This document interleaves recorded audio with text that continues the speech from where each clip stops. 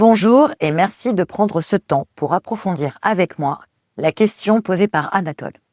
Quand on est en position de leadership, comment gérer l'incertitude sans fragiliser sa posture?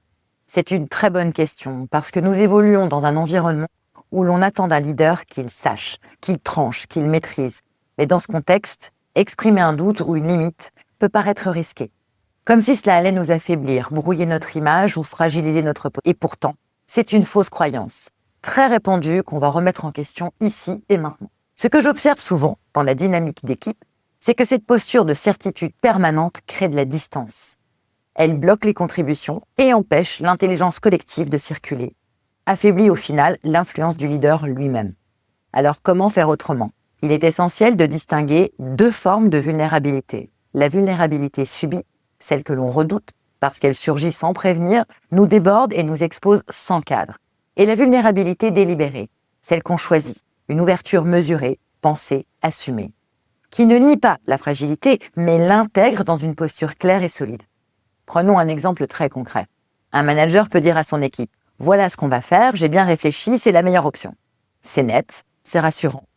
En surface, mais cela ferme la discussion et concentre toute la pression sur lui. Il peut aussi dire « Voici comment je vois les choses, il reste des zones d'incertitude et j'aimerais entendre vos points de vue avant de décider ». C'est tout aussi engageant, tout aussi rassurant, plus sincère et surtout beaucoup plus mobilisant. Un exercice pour clarifier votre zone de contrôle. Dans les prochains jours, choisissez une situation professionnelle sur laquelle vous aimeriez travailler. Prenez une feuille, tracez une ligne au centre. D'un côté, notez ce que vous savez, ce dont vous êtes sûr. De l'autre, identifiez ce qui est flou, vos zones d'incertitude, vos questions ouvertes. Demandez-vous, est-ce que certaines de ces incertitudes peuvent être éclaircies par votre équipe? Et si oui, lesquelles? Notez-les. Puis, en réunion, fort de cette préparation, la préparation, c'est la clé. Vous pourriez dire, par exemple, il reste quelques points flous dans ce dossier, énumérez les points, et j'aimerais vous entendre sur ces aspects. Donnez à chacun les éléments que vous aurez préparés. Demandez-vous aussi, qui, dans votre équipe, est le plus pertinent pour répondre? Identifiez ces personnes à l'avance, et au moment de l'échange, deux options s'offrent à vous.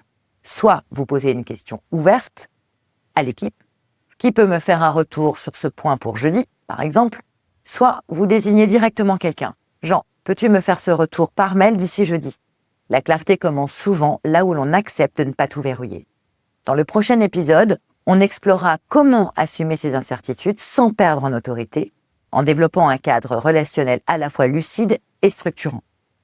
À la semaine prochaine!